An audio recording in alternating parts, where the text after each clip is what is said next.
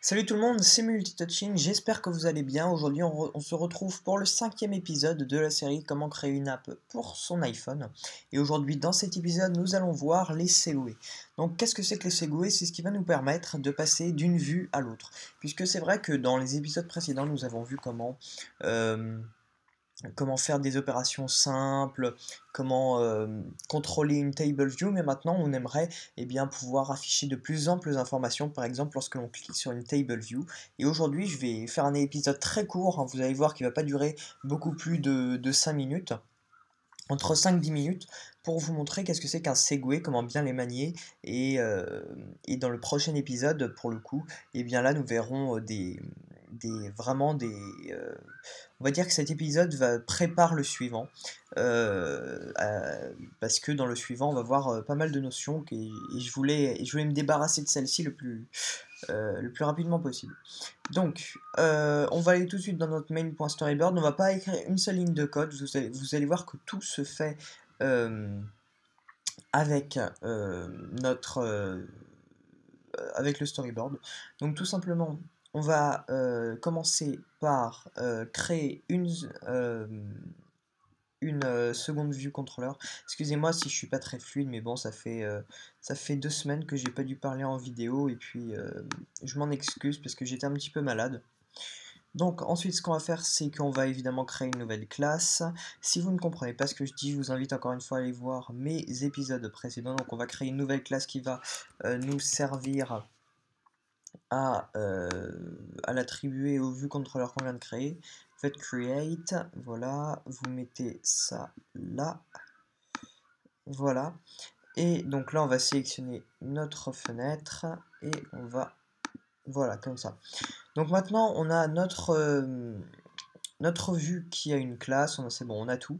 Maintenant, qu'est-ce qu'on va faire? On va créer tout simplement un bouton dans notre vue contrôleur. Voilà, alors attendez, je vais juste zoomer. Voilà.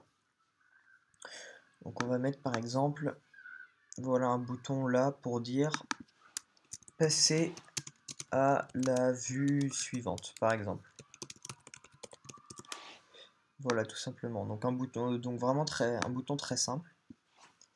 Et maintenant, comment est-ce qu'on va faire pour créer le segway? Je vous ai dit qu'on ne ferait pas une seule ligne de code aujourd'hui, bien que dans le prochain épisode, vous verrez que les segways euh, sont beaucoup plus utiles lorsqu'on leur met des lignes de code.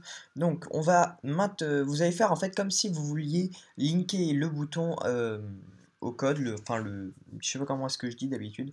Donc, vous allez maintenir CTRL et vous allez glisser-déposer en fait le bouton sur l'autre fenêtre. Et en fait, ça va vous créer un lien que vous connaissez déjà. Et là, vous allez voir Action Segway. Et là, vous allez choisir Push, puisque ça fait une transition qui est pas mal. Et vous voyez que vous avez une sorte de lien là qui s'est créé, et c'est ça notre segway. Alors, il va falloir qu'on lui assigne un identifiant. Hein, comme toujours, vous n'oubliez jamais d'assigner un identifiant au segway. Donc, vous l'appelez par exemple MySegway. Voilà. Et ensuite, eh bien, il nous reste quelque chose de très simple à faire pour que l'application ne crache pas. Je vous montrerai après ce qui se passe si vous ne faites pas ça. Vous allez sélectionner la première vue, vous allez faire Editor, Emd In, et vous allez prendre le Navigation Controller. Voilà, et donc en fait le Navigation Controller, c'est ce qui va permettre le bon déroulement de l'application, et qui va permettre au Segway de s'exécuter, puisque si vous ne mettez pas par exemple le Navigation Controller, eh bien il vous affichera dans la console une erreur comme quoi Could not find the Navigation Controller. Et là maintenant, si on lance notre application, normalement il ne devrait pas y avoir de problème. Voilà, donc on a notre application, passé à la vue suivante. Et là, vous voyez que on est bien passé à la vue suivante. Et on peut revenir à la précédente, justement, en cliquant sur Back. Et c'est ce back qui a été créé grâce au Navigation Controller, puisque vous voyez que l'on n'a tapé aucune ligne de code. Donc pour vous montrer que c'est bien cette vue-là, admettons, là je vais mettre un label. Alors, attendez. Admettons, là je mets un label.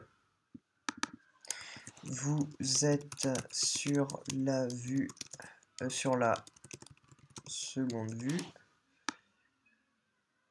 Voilà. Et là maintenant, je build l'application.